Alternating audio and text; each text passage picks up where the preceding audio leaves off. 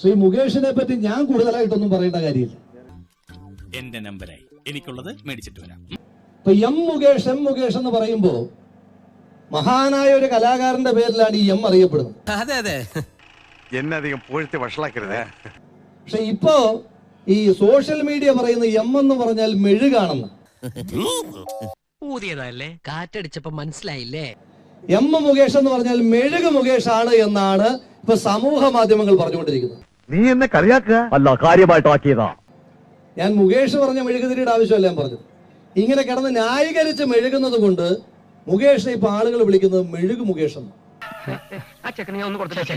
വേണ്ട സാർ, വിവരമുള്ളവർ എന്തെങ്കിലും പറഞ്ഞെന്ന് വെച്ച് വിവരമില്ലാത്ത സാർ എന്തിനാ മറുപടി പറയാൻ പോകുന്നത്?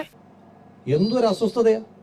രാത്രിയിൽ ആരെങ്കിലും ഈ നാട്ടിലെ ഒരു സാധാരണക്കാരൻ ഒരു അത്യാവശ്യത്തിന് വേണ്ടി വിളിച്ചാൽ അദ്ദേഹത്തിന്റെ തിരിച്ചുള്ള മറുപടി അന്തസ് വേണമടാ അന്തസ്.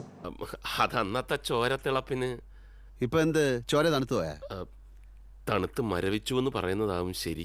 ആ അന്തസ് വേണമടാ അന്തസ് എന്ന് പറയുന്ന ആൾക്ക് അന്തസ്സെന്ന് അക്ഷരത്തെറ്റില്ലാതെ എഴുതാൻ പോലും അറിയില്ല എന്ന് തെളിയിക്കുന്ന പ്രവർത്തികളാണ് ഓരോ ദിവസവും പുറത്തു വരുന്നത്. മനുഷ്യരെ നാണം കെടുത്താൻ വേണ്ടി ഓരോരുത്തന്മാർ കച്ച കെട്ടി ഇറങ്ങിയിരിക്കുക, തെണ്ടികള്, പാട്ടികള്. ഇപ്പോൾ ഉള്ള ആരോപണങ്ങളെല്ലാം ഞാൻ വിട്ടു. ശ്രീ മുകേഷ് പറയുന്നത് ആരാണ്ട് അദ്ദേഹത്തിനെതിരായിട്ട് ടാർഗറ്റ് ചെയ്തല്ലേ രാഷ്ട്രീയ അജണ്ടയുടെ ഭാഗമായിട്ടാണ്. പരിഹാസ ശരങ്ങൾക്ക് നടുവിലൂടെ ആയുധമില്ലാതെ നീങ്ങുന്ന ഒറ്റപ്പെട്ട പടയാളിയെ പോലെയാണ് ഞാൻ. ഒരേറ്റുമുട്ടൽ ഏത് നിമിഷവും.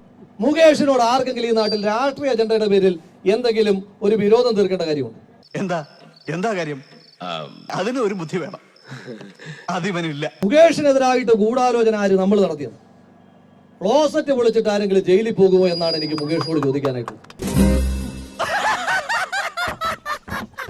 പ്ലീസ്, ഒരു പൊതുപ്രവർത്തനം പരസ്യമായി അധിക്ഷേപിക്കരുത്. കൂടുതൽ എന്നെ നാട്ടിക്കരുത്. പിന്നെ കാണാം.